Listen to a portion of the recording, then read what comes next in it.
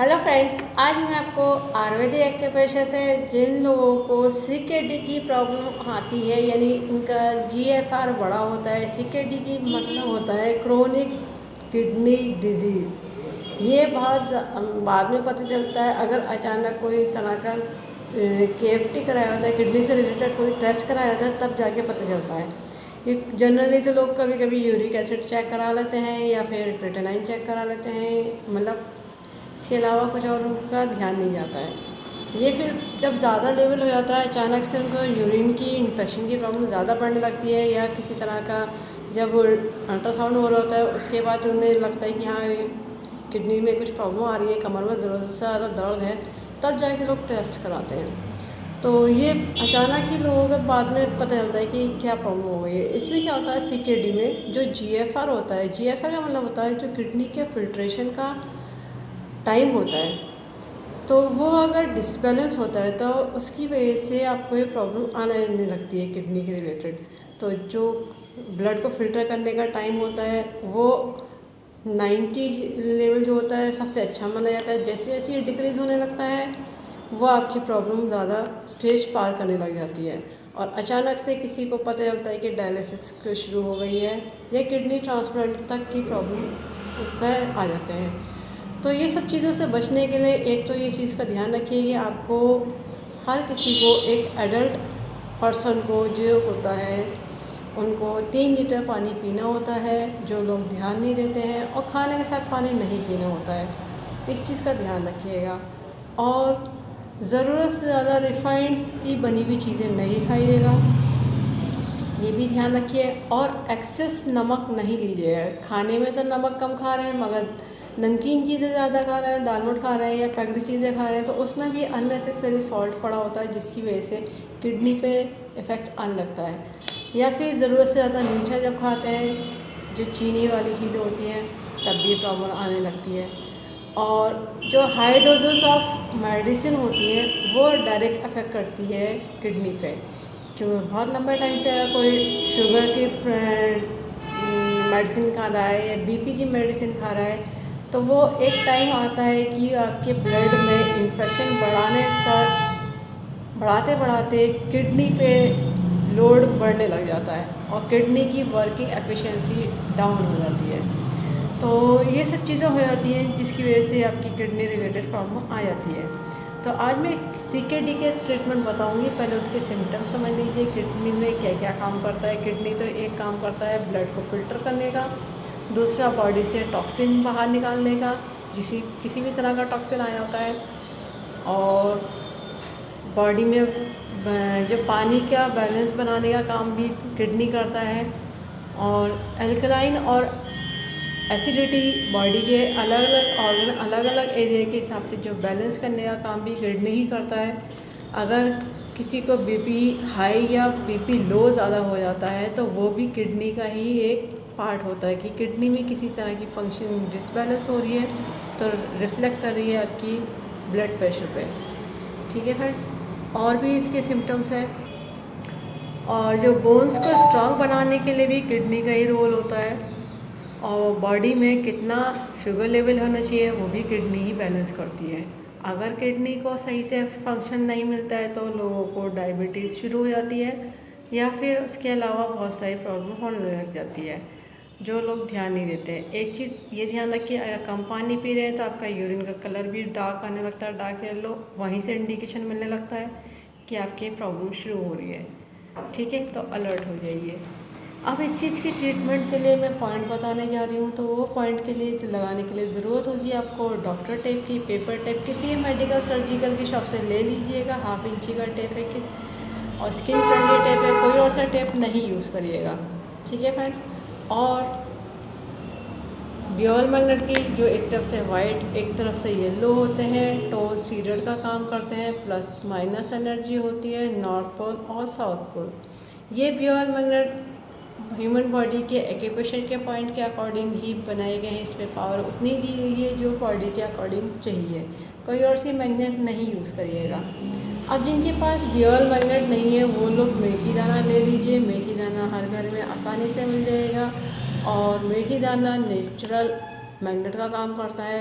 बस फ़र्क इतना होता है कि मेथी दाने को डेली नया सीड्स लगाना होता है, नया दाना लगाना होता है। बियॉन्ड मैग्नेट आपकी रीयूजेबल होती है। और जो ये पॉइंट मैं बताने जा रही हूँ आपको हाथों में लगाना है, TCM के पॉइंट है। जिन्होंने TCM पढ़ी है वो लोग समझ जाएंगे, वो बाकी लोग लोकेशन देख करके पॉइंट लगा लीजिएगा। TCM बियॉन्ड मैग्नेट का चार्ट आपका ऑनलाइन गूगल सर्च करने पर ईजिली मिल जाएगा। ये पॉइंट बायलैटरल दोनों हाथों में आएंगे, ठीक है फ्रेंड्स। पॉइंट की लोकेशन समझ लीजिए, पॉइंट की लोकेशन देखिएगा। ये जो हमारे मिडिल फिंगर है, मिडिल फिंगर में रिंग फिंगर की तरफ अपर जॉइंट से जैसी डाउन को आएंगे तो ये पहला पॉइंट आता है K3। उसी के एक पॉइंट ज़रा सा डिस्टेंस पे पॉइंट आ जाता है K7। किडनी का थर्ड पॉइंट है, किडनी का 7 पॉइंट है। और जो सेंटर में ऊपर जॉइंट से थोड़ा सा छोड़ते हुए डिस्टेंस में मिडिल जॉइंट की तरफ आएंगे तो ये SP 6 पॉइंट आ जाता है। स्प्लिन मेरिडियन का 6 पॉइंट है। अब जो मिडिल फिंगर और रिंग फिंगर से सेंटर से सीधे चलेंगे रिस्ट की तरफ तो आपको ये 2 पॉइंट दिख जाएंगे। कोई चीज़ को यहाँ पे मूव करते हुए देखेंगे, यहाँ से स्टार्ट करेंगे तो ये 4th पॉइंट पे आके रुकेगा। ये होता है CV4। फिर एक छोड़ करके CV6। कंसेप्शनल वेसल का 4th पॉइंट है, कंसेप्शनल वेसल का 6th पॉइंट है। एक पॉइंट आपके मिडिल फिंगर में बैक साइड मिडिल जॉइंट से स्लाइटली ऊपर की तरफ इंडेक्स फिंगर की तरफ ये पॉइंट आता है ST36। बाकी 3 पॉइंट आपके बैक साइड आ जाएंगे। जैसे रिस्ट का सेंटर वाला गड्ढा है इससे देखिएगा, और जो हमारे रिंग फिंगर ऐसे मुट्ठी बंद करेंगे तो हमारे रिंग फिंगर से और मिडिल फिंगर से के बीच में जो ये हिस्सा होता है तो ऐसे अपनी जिसके लगा रहे हो उसकी 4 उंगलियाँ एक साथ मिलाइएगा, यहाँ रखिएगा।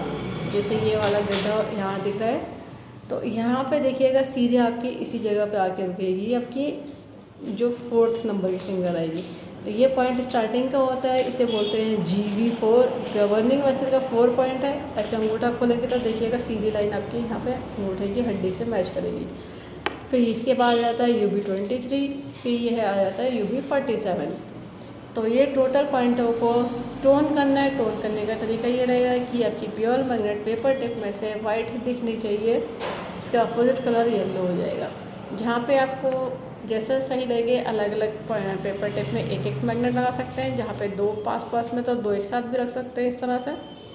तो जैसे देखिएगा ये 2 एक साथ पॉइंट है, इनको एक साथ अप्लाई कर सकते हैं और नहीं तो 2 अलग अलग भी लगा सकते हैं। अगर टेप के ओवरलैपिंग हो रही है तो कोई परेशानी नहीं है, वो काम अपना खुद ही करती है, ठीक है। और जहाँ पे बैक साइड जो 3 पॉइंट है एक साथ वाले तो आप ऐसे से इक्वल डिस्टेंस में ऐसे भी रख सकते हैं मैग्नेट को या मेथी दाने को। अब देखिए जिनको कलर की नॉलेज है वो लोग कलर लगा लीजिएगा, बाकी लोग कलर नहीं लगाना है पॉइंट पे और मार्क नहीं करना है। पॉइंट को या तो बियर मैग्नेट लगाइए या मेथी दाना लगाइए। अब देखिए इस हाथ में मैंने कोई कलर नहीं लगाया है, मार्क नहीं करा है। मैं आपको पॉइंट को ये वाला अप्लाई करके दिखा दे रही हूँ। ये 3 जो बैक साइड इस तरह से है तो इस थोड़े से डिस्टेंस में इस तरह से मेथी दाना या फिर बियर मैग्नेट जो भी लगाएंगे। और लोकेशन मैंने आपको बता दी कैसे मेज़र करनी है। और देखिएगा ये देखिए मैंने लगा दिया है आपका।